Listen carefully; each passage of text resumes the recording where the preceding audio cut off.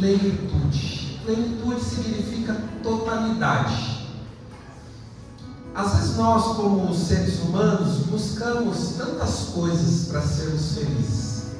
Não é verdade? Para termos momentos de alegria. Às vezes, para ter um momento de alegria, nós pagamos um alto preço. Tem pessoas que, para ter uma virada de ano de alegria, um momento ali entre 11 da noite até 1 da manhã, de repente elas sofrem um ano inteiro pagando cartão para que aquele dia, aquele momento, ela tenha uma parte de alegria.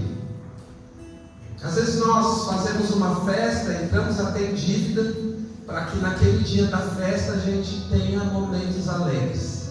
Ou, saindo um pouco da questão de preparar, gastar, custo, talvez a gente passe a semana inteira triste, para poder no final de semana ter um momento alegre. Eu não sei aonde você busca essa alegria, eu não sei quais têm sido as formas que você tem usado para alcançar a sua felicidade. Mas eu quero dizer para você que a presença de Deus, ela é gratuita. E na presença de Deus, há plenitude de alegria. Sabe, irmãos, além de ser pastor, eu sou um ser humano, né? Às vezes a gente acha que o pastor ele é super-homem, é super-herói, ele não passa pelas nossas lutas.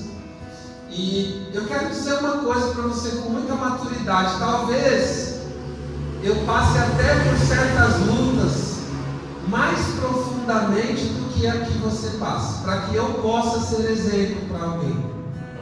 A gente estava trabalhando lá na nossa igrejinha do Progresso, passou um pastor, um senhorzinho, e eles ganharam uma perua de um irmão, e alguém dirigindo a perua bateram no sítio das corujas e deu, acho que um PT lá no carro. Ele passou e eu fui levar, eu estava com o carro do irmão Adriano, fui levar ele, chegou lá, eles estavam preocupados com a questão de seguro, e aí eu orientei eles assim, de uma forma muito tranquila. Eu falei, faz assim, faz assim, faz assim. E o irmão que está dirigindo falou, glória a Deus que o Senhor sabe como fazer. E eu pensei assim, e falei para ele, falei, querido, eu já tive algumas batidas de carro, eu já passei por algumas situações dessas, e voltei para casa, deixei eles lá, falei uma coisa comigo, voltei para a obra, e voltando, o Senhor ministrou algo no meu coração. O Senhor falou assim, filho, em muitos momentos você vai passar por tempo de tristeza, de dificuldade, mas você vai sofrer comigo e eu contigo, e você vai livrar muitos irmãos do desespero. Sabe, irmão, tem momento que Deus coloca na sua vida um sofrimento, uma dificuldade. Não é para você ficar prostrado, não é para você desistir da vida, mas é para você levantar e falar, olha, eu tenho, independente desse desafio, dessa situação, eu tenho alguém que me dá plenitude de alegria mesmo nos dias tristes. Amém, Deus. Irmão, eu já passei por muitos velórios. Eu já passei por velórios difíceis.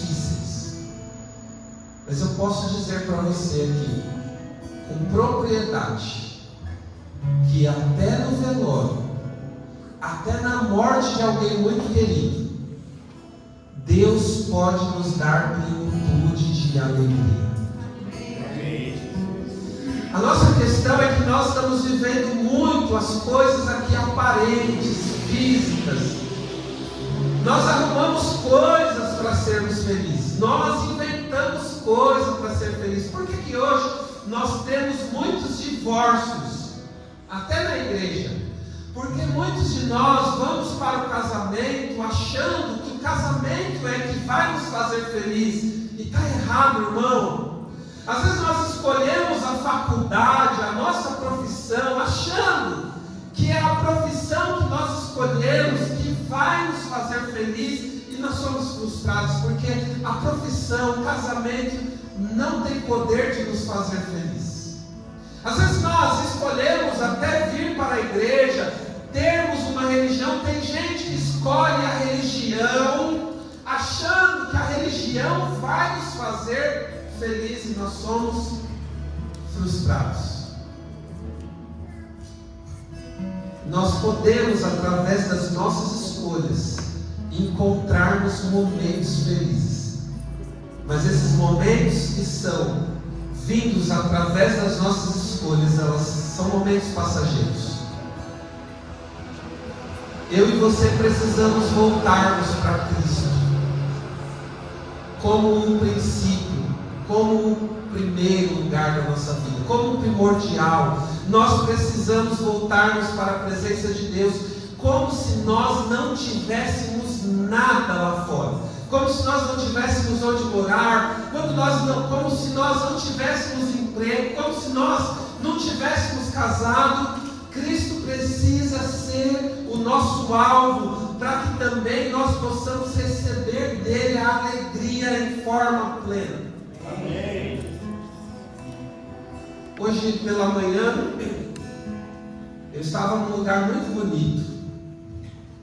Eu fui internar um jovem numa casa de reabilitação.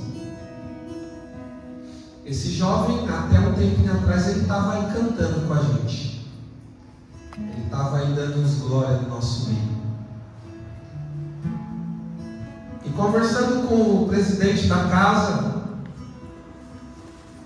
o presidente da casa falou assim para mim: pastor, eu tinha muito problema com bebida. E um dia eu estava num bar e eu tomei uma facada. Era para eu ter morrido. Fui socorrido e fui para casa. Morava num sítio em Padreiros. E de manhã eu acordei. Eu usava, como era um sítio, eu usava o banheiro no meio do mato. Ele falou. E ele foi lá fazendo o número 1, olhando para a paisagem. E ele disse que estava um dia muito bonito. E ele falou assim, um jovem, ele ainda era jovem e tinha vício de bebida. E ele falou: rapaz, era para hoje ser o meu enterro. E se hoje fosse o meu enterro, o meu velório, seria um dia muito bonito. Você já imaginou como vai ser o seu velório, irmãos? Eu já imaginei. Tem gente que imagina assim: poxa, eu queria que fosse todo mundo no meu velório. Eu queria que fosse a igreja. A pastora, quando estava internada na época de Covid, na UTI, ela me ligou e falou assim: faça 3 cultos se eu morrer. Faz bastante comida, eu quero que seja alegre. A Bíblia diz que melhor é o fim do que o começo. Para nós é melhor, vai ser um final melhor se nós morrermos com honra. É claro, a Bíblia diz isso. Então não é pecado pensar no velório. Mas disse esse pastor para mim que algo tocou no coração dele. E ele falou assim: rapaz, um dia tão bonito e quase que eu estava descendo a sepultura. A partir de hoje eu não bebo mais. E ele disse que voltou para a mãe dele e falou: mãe, eu não vou beber mais. Ela falou: duvido, você vai morrer bebendo igual o seu pai. E ele disse que ali ele tomou uma decisão, e já tem acho que 35 anos, se não me falha a memória, que ele não bebe mais. Sabe, irmão, uma coisa que nos motiva é que quando nós determinamos termos fé no nosso coração, tem um ditado no meio dos crentes que diz assim: quem não vem pela dor, quem não vem pelo amor, vem pela dor. Embora não seja bíblico, tem gente que acha que é versículo. Eu já vi irmão falando assim: ó, tem um versículo. Não é versículo, tá, irmão? Não existe na Bíblia dessa forma. Embora não seja um versículo, é uma verdade. Porque às vezes, por um momento difícil, nós conseguimos tomar uma decisão de fé. Às vezes vem um momento difícil na nossa vida, uma tragédia, e é através disso que a gente decide parar de servir ao inimigo. O que eu quero dizer para você aqui, irmão? Talvez hoje é um dia frio. Dia frio costuma ser triste, naturalmente. Só para aquele que se entrega às coisas aparentes da vida. Porque se você crê, esse dia frio pode ser um dos melhores da sua vida.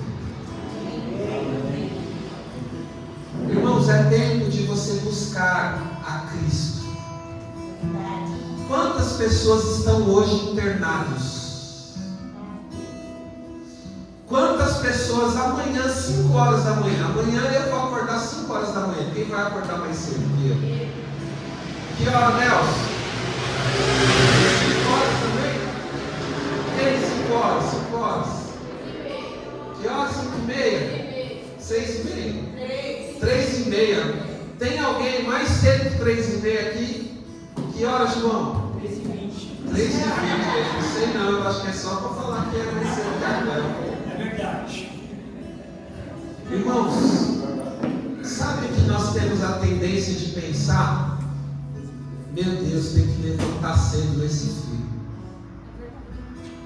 Só que tem pessoas que ficaram aleijadas, deficientes, que nunca mais vão poder levantar de uma cama e gostariam de, mesmo que fosse às 3h20, às 5 da manhã, de um dia voltarem a andar sozinhos sem precisar de ninguém. Tem pessoas nesse momento no hospital, tenho certeza disso, em algum lugar do Brasil, que estão falando assim: Deus, se eu sair daqui vivo, eu nunca mais vou deixar de estar nos cultos.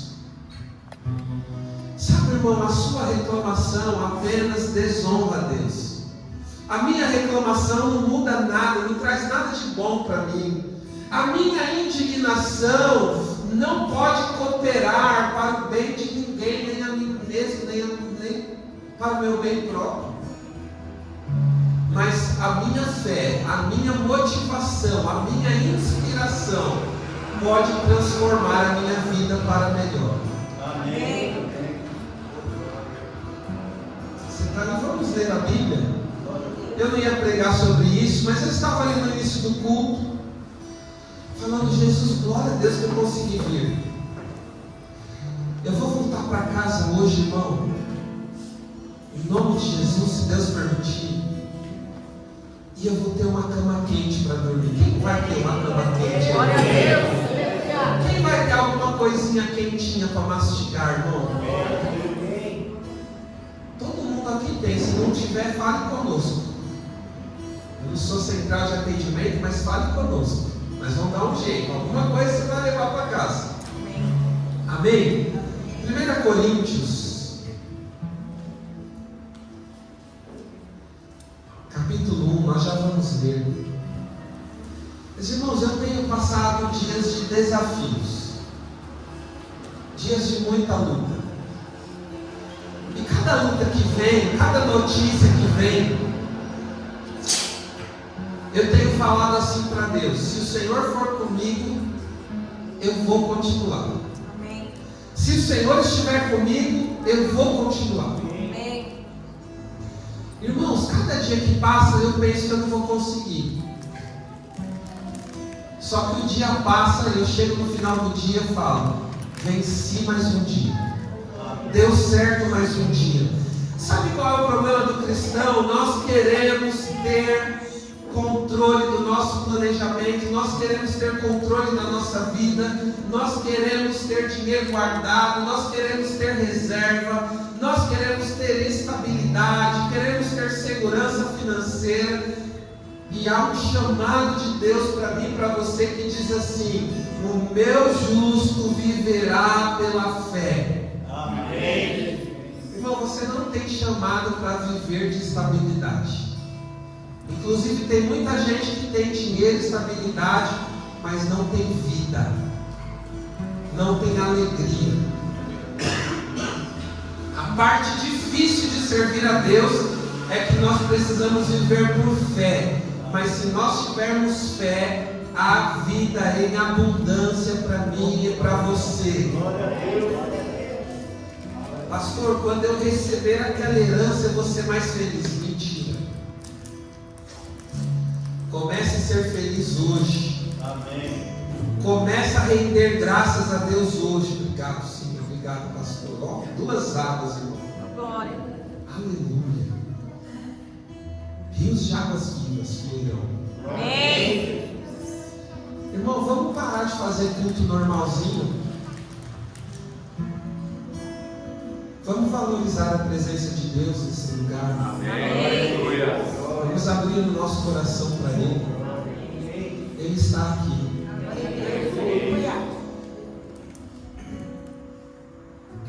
Vai chegar momentos, irmãos, que aquilo que você alcançou não vai te servir para nada. Vai chegar um momento que aquilo que você achava que te traria alegria simplesmente está ali, mas não sustenta a alegria que você precisa. Mas a presença de Deus, até no dia do luto, ela te consola e ela pode trazer sorriso ao seu coração. Amém. Se entregue a Ele. 1 Coríntios, capítulo 1. Eu quero ler a partir do verso 10, capítulo 1.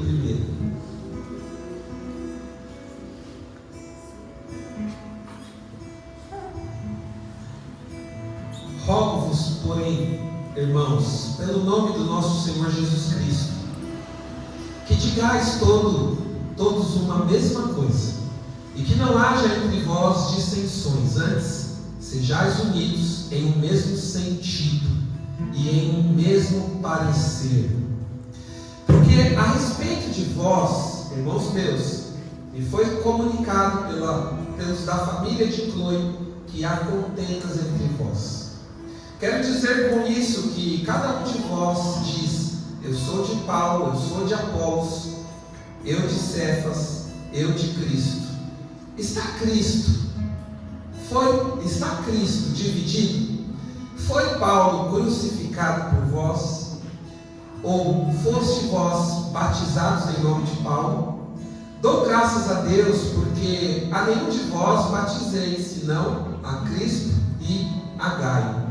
Verso 15: para que ninguém diga que fostes batizados em meu nome, e batizei também a família de Estefanas. Além desses, não sei se batizei algum outro. Verso 17: porque Cristo enviou-me não para batizar, mas para evangelizar, não em sabedoria de palavras, para que a cruz de Cristo se não faça vã.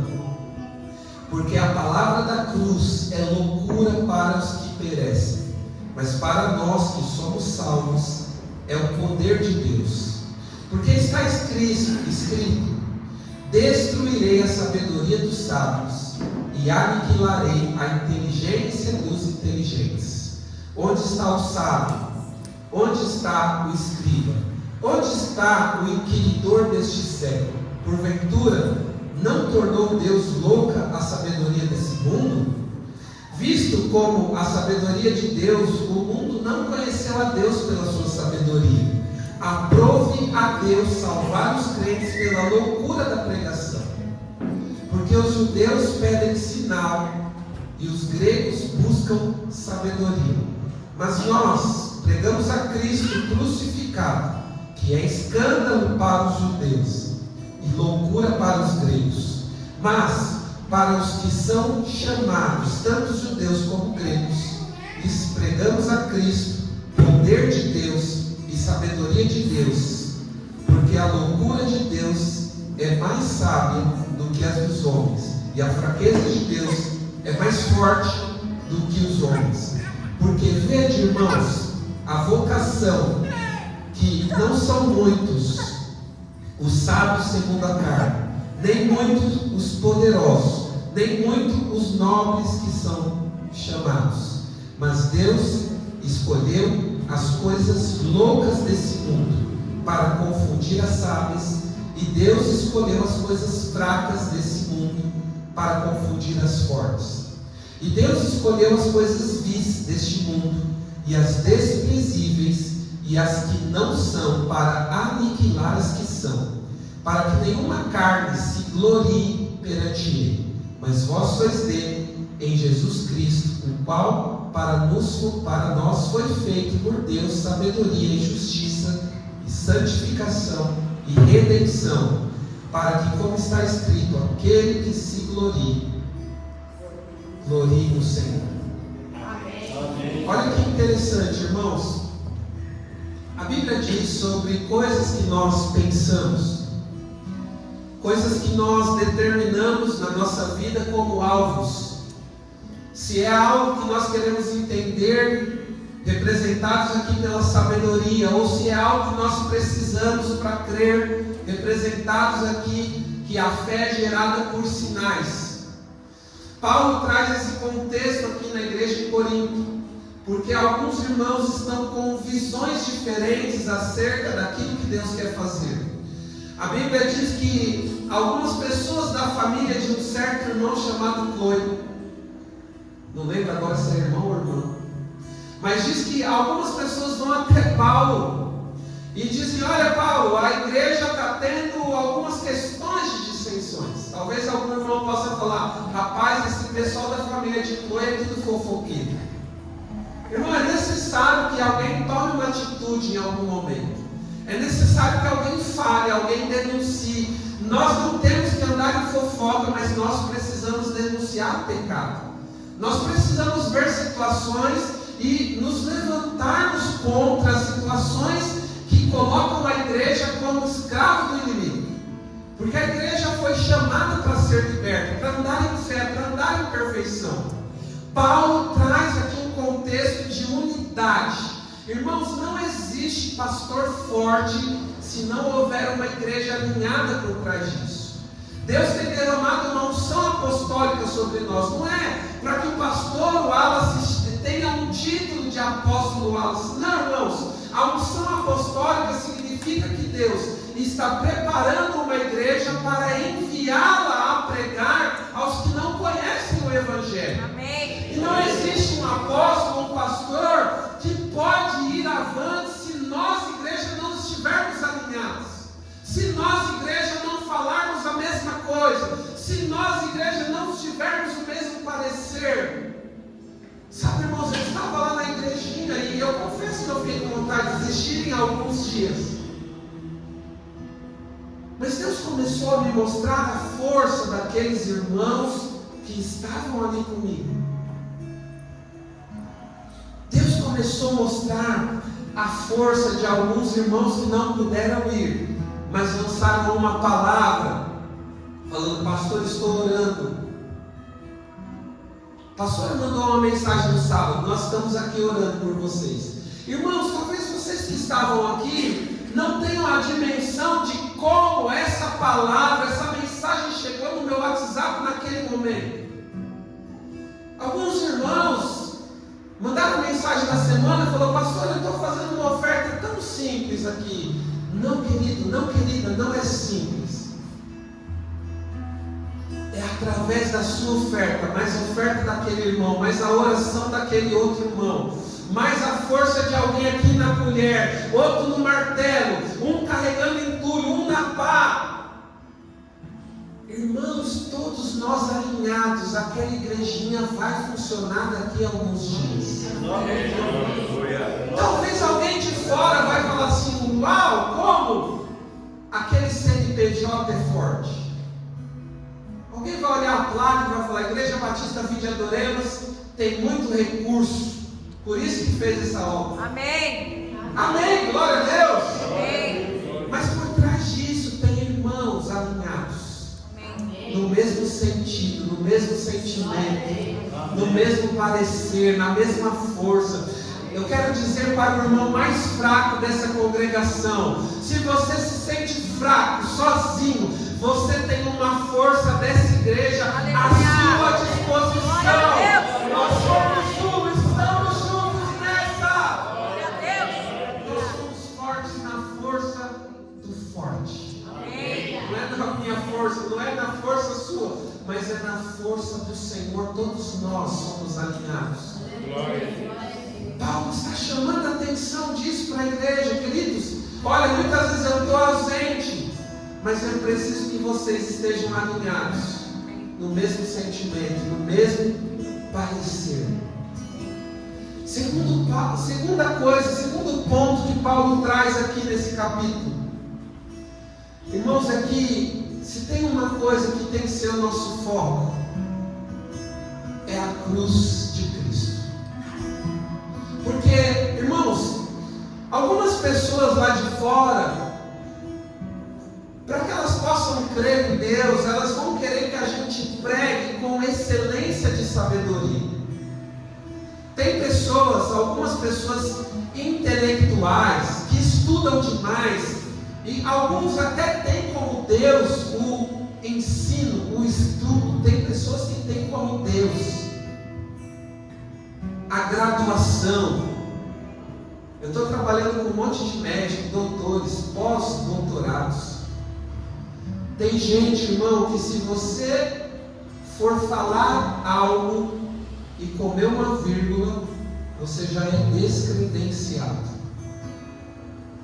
Hoje eu estava lá nessa casa de recuperação, irmão, o pastor deu uma palavra tremenda, mas ele era simples em palavras.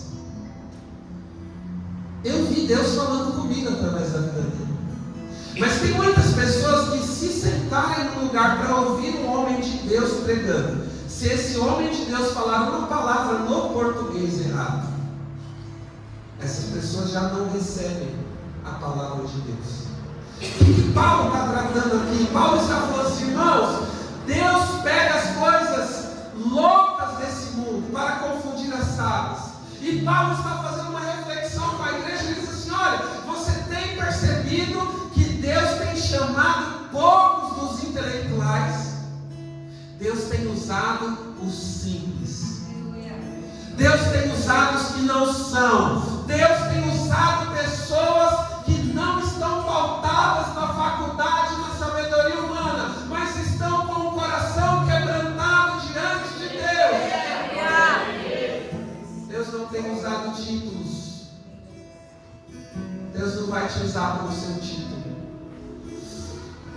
Por outro lado, algumas pessoas, eu vejo até gente na igreja, pautando as suas vidas em sinais, correndo atrás de sinais. Irmão, a Bíblia diz que os sinais seguirão aos que creem. Tem gente esperando um sinal para crer. Deixa eu falar uma coisa para você. Comece a crer para que o sinal venha. Amém.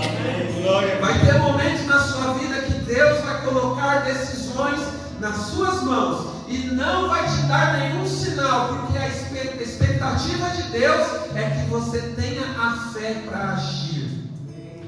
Crente que fica agindo por sinal é crente que ainda não amadureceu, não cresceu, ainda é menino. Pastor, é pecado pedir sinal? Não é pecado, irmão, mas é só para quem não tem fé. Quem conhece a palavra, age na palavra, tem fé que mesmo que todo mundo esteja fazendo errado, mas eu vou seguir a palavra está certa. Ah, mas eu vou ser abandonado, eu vou ficar sozinho. Pastor, faz uma noite aí do show gospel, porque aí vai encher de jovem a igreja. Pastor, faz uma campanha aí de qualquer outra coisa, que aí vai encher a igreja, você vai arrecadar dinheiro para pontos de pregação. Não, irmão, nem que eu fique sozinho, eu vou fazer o que Deus me mandou da forma como Ele me mandou. Se você está alinhado comigo, se você está alinhado com essa igreja, eu conto com a sua ajuda. Senão eu não vou falar nada para te agradar. Eu não vou ficar aqui exaltando o seu ego. O nosso problema é que Deus costuma agir nos 45 do segundo tempo. Tem muito crente hoje que está acostumado com micro-ondas, 2 minutos. Pastor, mas eu estava vendo um vídeo na internet, tem profeta lá na internet que faz uma oração em 2 minutos resolve, mas aqui na Vida Adoremos não tem essa oração. Não, aqui não tem. Aqui nós buscamos a Cristo crucificado. Aqui nós pregamos a cruz para você. Corre o risco de você vir pedir uma oração e eu falar, sobe na cruz. Eu não vou orar. Sobe na cruz, irmão. O seu lugar é na cruz. Amém. O seu lugar é na morte para o seu ego. Jesus falou, se alguém quiser vir após mim, negue-se a si mesmo. Tome cada dia a sua cruz. Tome cada dia a sua cruz. Tome cada dia a sua cruz. Para você acordar amanhã, 3 horas da manhã.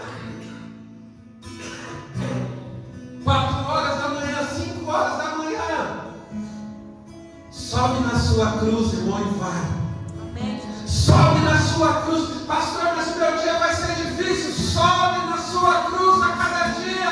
Aceita a sua cruz. Aceita o sacrifício de Jesus para você. Aleluia. Glória a Deus. Ai, irmão, difícil coisa é subir na cruz.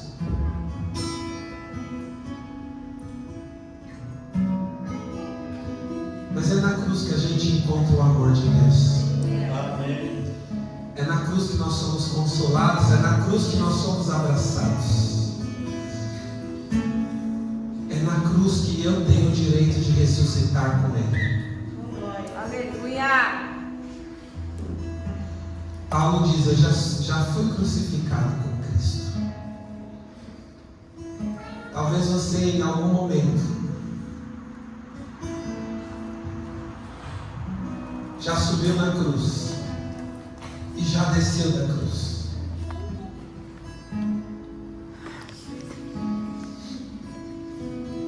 Eu quero dizer para você que o convite para descer da cruz é: eu estou cansado. Afinal de contas, eu também sou filho de Deus. Quem não queimou? E aí nós muitas vezes descemos da cruz. E o que nos espera embaixo da cruz não é descanso. O que nos espera fora da cruz é uma morte espiritual. A Bíblia diz que o diabo vem para matar, roubar e destruir. Mas Jesus diz: eu vim para que tenham vida e vida em abundância. Irmãos, até a volta de Cristo, até ser criados novos céus e novas terras, o diabo vai tentar te enganar. Jesus pode voltar para mim e para você antes do arrebatamento.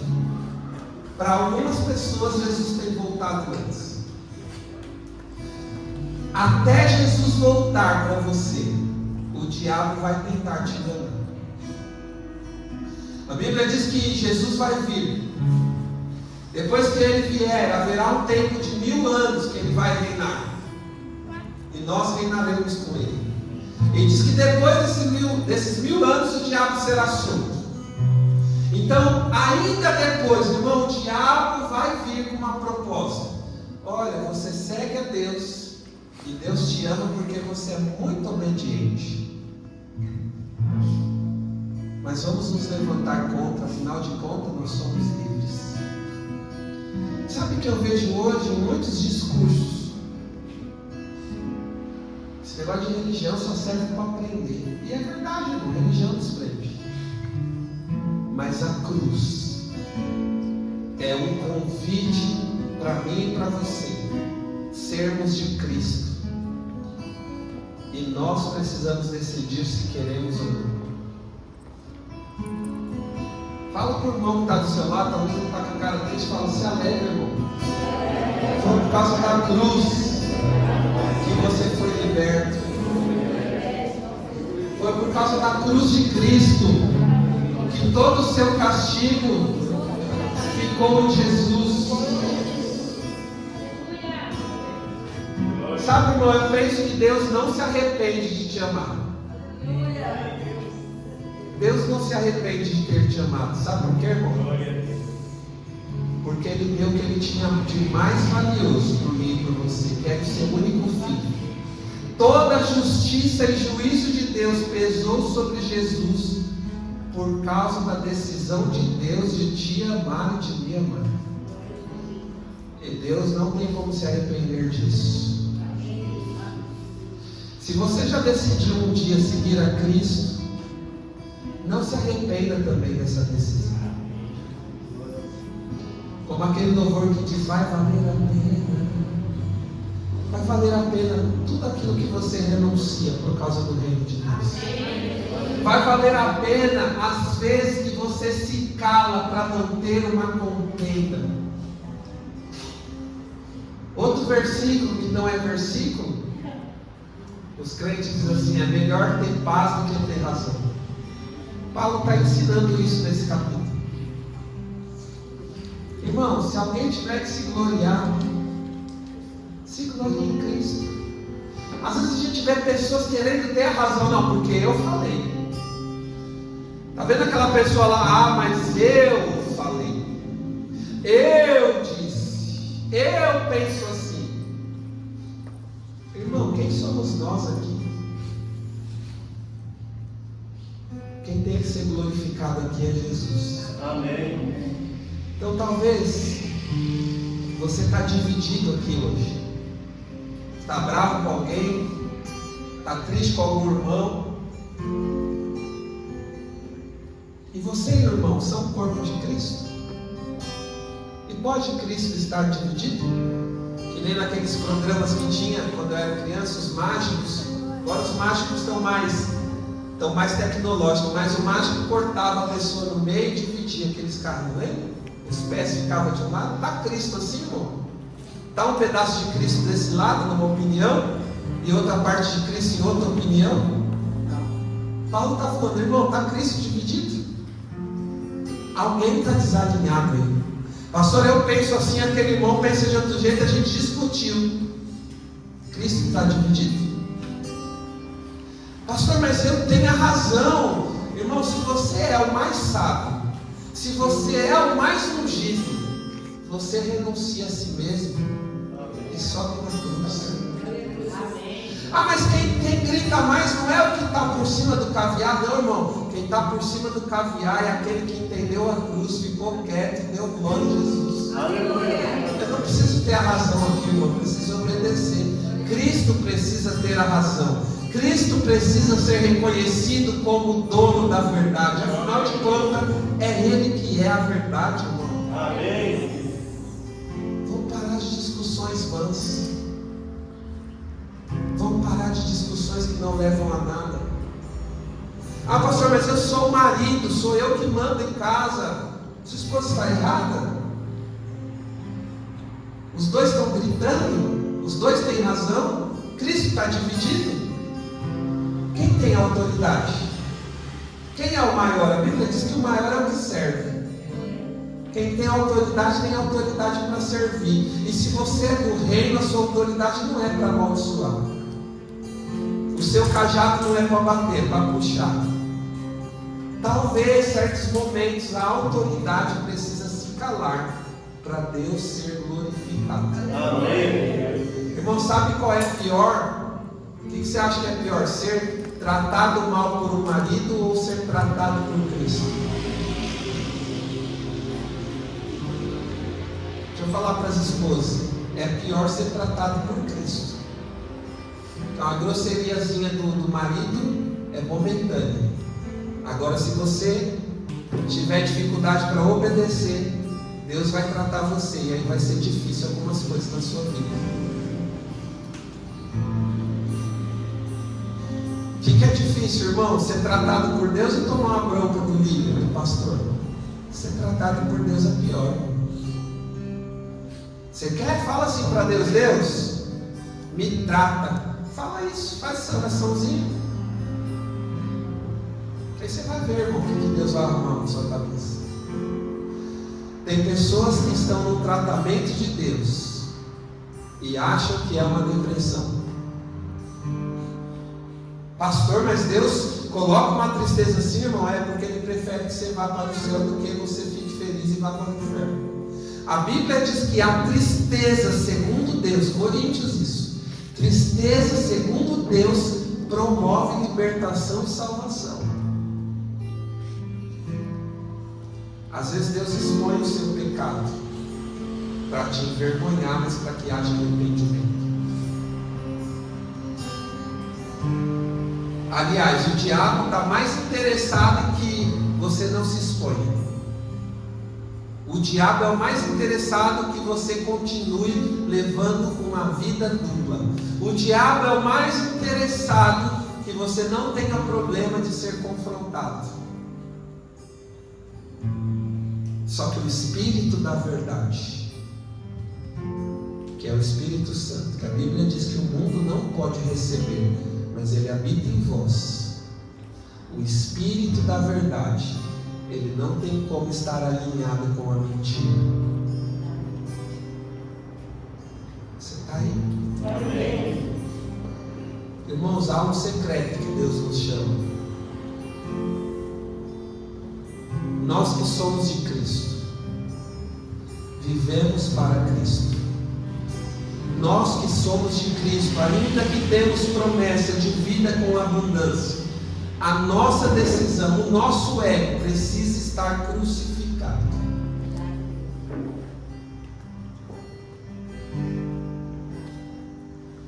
Veja o rei Salomão, quando chegam duas mães, uma delas dorme por cima do seu bebê, e enquanto a outra está dormindo, vai lá e troca o bebê, dá o bebê morto para a outra mãe e pega o bebê vivo. Você conhece essa história, bem? Diz a palavra que o rei Salomão fala: vamos cortar o bebê no meio, e a mãe verdadeira fala: não, entrega para outra mãe, porque quem é de verdade quer as coisas de Deus. Salomão vai por um caminho. Salomão não vai pela razão. Salomão não vai pela discussão. Salomão não vai pelo convencimento. Salomão, ele vai por um caminho da verdade. Ele consegue peneirar a verdade numa situação difícil.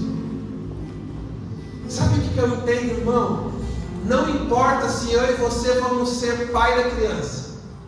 O importante é que a criança dê certo na vida. Não importa se eu vou estar certo, se você vai estar certo, se o seu método é melhor. Não importa se a gente tem razão, o importante é que Deus seja glorificado. Não importa lá na minha família se sou eu que mando, se sou eu mais inteligente, se na minha família sou eu que tenho mais dinheiro, se o meu carro é melhor na minha família, se sou eu que estou comprando mais terreno, mais casa, se o meu filho vai para a USP ou vai para a Unip.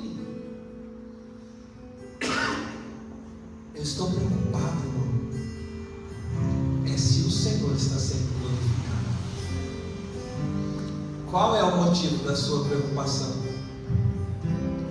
Qual é o motivo do desgaste da sua vida? Pelo que ou por quem você está gastando a sua vida? Aonde você tem investido a sua energia, a sua vida, o seu vigor? Aonde você está gastando a sua inteligência? Aonde você está gastando o seu intelecto? Para quem você está vivendo? Por qual motivo? Se tiver que se gloriar, se tiver que dar testemunho, que seja para a glória do Senhor. Algumas igrejas vão atrás de testemunhos fortes, né? Até pagam.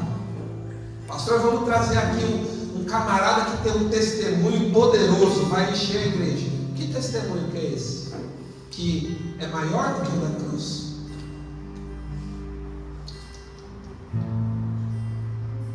Se eu contar um testemunho que for mais bonito que a cruz, eu não estou na cruz e Jesus não é o meu Senhor. Pastor, o senhor tem que ouvir aqui esse podcast, esse testemunho. Que testemunho, irmão? Quem que fez? Quem que operou? Quem que libertou?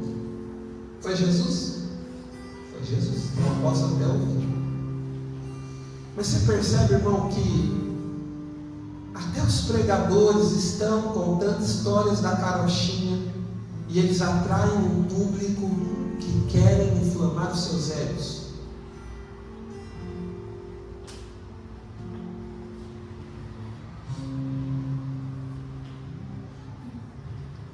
Que as nossas conversas não sejam para contar vantagens. Que as conversas dos crentes sejam cheias de humildade e de amor. Que se você tiver uma bênção para contar, e você souber que isso vai trazer um destaque maior para a sua inteligência, para o seu nome, que você nem conte essa bênção.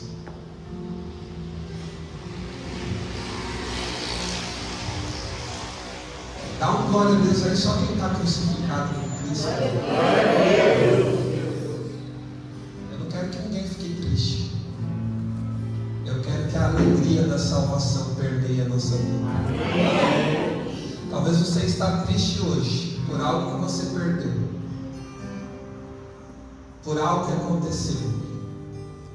Mas eu quero dizer, se alegre hoje no Deus da sua salvação.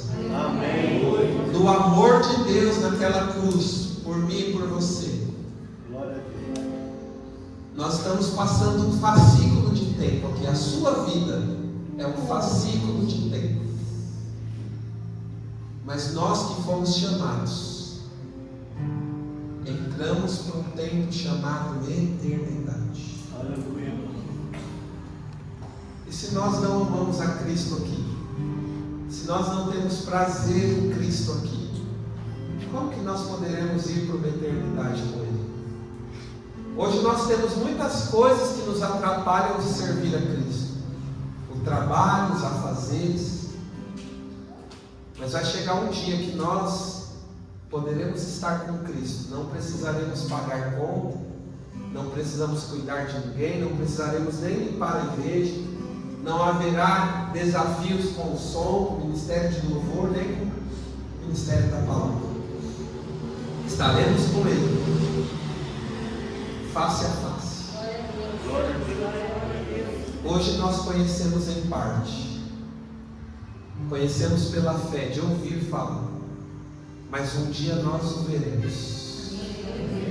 Conheceremos Ele assim como nós somos conhecidos, porque Ele nos conhece. A Bíblia diz que a palavra dele penetra até a divisão da alma, juntas e medulas, até o seu rim. Deus pode sondar e ver se tem algum caminho mau. Deus te conhece bem.